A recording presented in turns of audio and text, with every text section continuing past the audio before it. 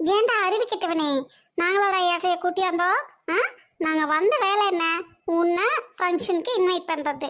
முடிச்சிட்டோம்ல, எங்க வேலை என்ன அதை பார்த்துட்டு போயிருப்போம்ல. நீ தானடா தேவையில்லாத வேலை பார்த்த.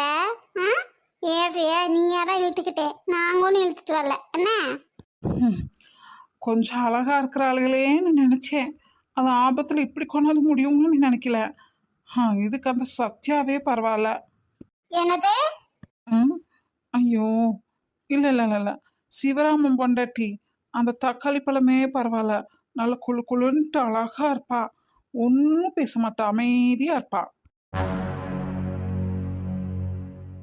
ஏன்டா ஒருத்திய விட்டு வைக்க மாட்டியாடா?